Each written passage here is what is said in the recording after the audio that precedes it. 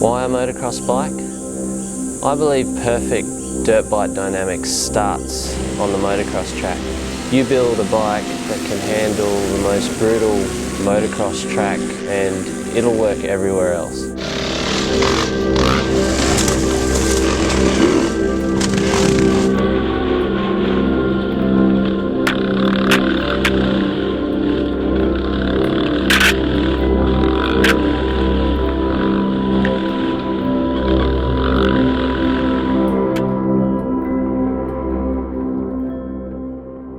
A lot of manufacturers make the mistake of when they build an enduro bike, they take their motocross platform and they go and alter the geometry to suit the bush, if you like, you know, change the offset and the steering angle so the thing can turn between the trees, when in reality the surface of any rough enduro trail or special test in an off-road event is exactly the same as one line on a motocross track, except you've got trees, you know, to dodge. It just got me thinking, all the riding that I do is mostly enduro oriented or off-road oriented, and in working for the magazine I've ridden and tested every dirt bike there is, and you know, in all honesty, it's been a long time since I've really gelled with the chassis on any bike. You can take any dirt bike, whether it's a KTM, a Husky, Suzuki, whatever, and work your way around the, you know, the chassis, the fork height, the rear suspension, the sag, the wheelbase, and kind of come to a happy medium that fits you. As soon as I hopped on the YZ, really, it just fit me kind of anywhere, whether that's in the bush, on a motocross track. Naturally, you want to get a gauge on how well the bike is working, and I guess the best way to do that is to go to the absolute extreme. And I did that by riding with Brad Williscroft and Toby Price. I kind of ride with those guys a bit when I can, and they're smack bang in the middle of their 2011 training regime. And so, you know, it's keep up or get lost kind of thing, and if you're not on a bike that's working, you're going to do exactly that, fall behind. The beauty of the YZ is for an absolute standard motocross package. I just can't believe how well it works in the bush, and not just bush trail riding. I'm talking rough conditions that are very close to race conditions in terms of what you can expect to cope with on race day and the pace. And just going back to being comfortable and gelling with the bike's geometry.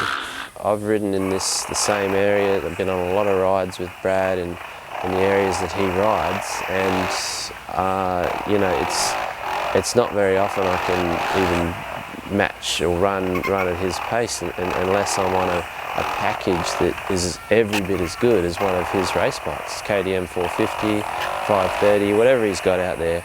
He's on a very purpose-built race spec enduro bike, and here I am rocking up on what is a standard out-of-the-crate motocross package. I've never felt so fast on anything. I guess what I want to achieve with the YZ is just a greater understanding of what really makes a high-performance bike. I mean, in standard trim, it's not the most ideal package for the bush yet, but I believe it is an ideal starting point to basically build a bike that is best for me. Getting too much wheel spin, Bradley. Too much wheel spin. Gun it! Huh? Just gun it! Right.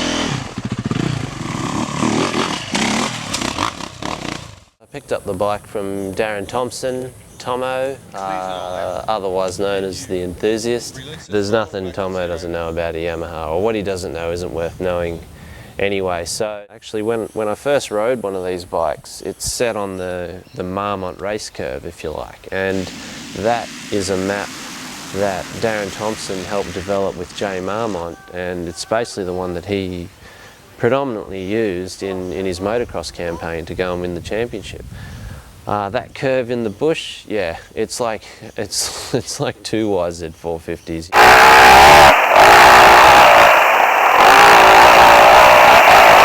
You know, you just don't need all that horsepower, and the controlling all that horsepower is a whole other issue. So as soon as I picked this bike up, I had Tomo just punch in the Clubman map straight up. Send completed. Okay. So we're now on map 5. Which is the Clubman race map. Yep, easy. Now, Clubman on this engine is still more horsepower than you're going to get from a standard WR450F, but it's just metered in a much more usable manner than the full race curve. So straight away, to ride in the bush, that's where I've started with. The beauty of this engine is the complete control you have with the power tuner. I mean, it self-adjusts its ignition timing and its fuel injection at 9 intervals across, or more. It's almost infinite when you look at if you could actually get it on a graph, the way it meters its ignition advancing and retarding, plus its fuel advancing and retarding, right across the rev range to suit a map that you can custom build for yourself. I think the main thing with the whole ride dynamic of this bike does revolve around the placement of their engine and the way they've gone for this reverse angle on the cylinder. It's by no means as extreme as what Husseberg have done with their whole reverse engine concept. I mean, you know, as much as this still looks like a conventional design, it really is in the same zone, I believe, as what Husseberg have done with their 70-degree crank and centralised flywheel mass. And you feel that you're really forced to duck and weave and change direction so much that you immediately get a feel of the dynamic of the overpowering of the inertia beneath you. But this feels like you're riding a 350 or 300cc or smaller. It's got all the horsepower in the world, but that horsepower is having such limited effect over the way you steer it. It's not the most ideal package right now for the bush, but I believe it's the most ideal starting point. And it is a monster, it is very aggressive. Its chassis is equipped to take some big hits. It's built for speed and it's designed to be ridden hard. And if you're going to go racing, that's what you need. You need a race bike.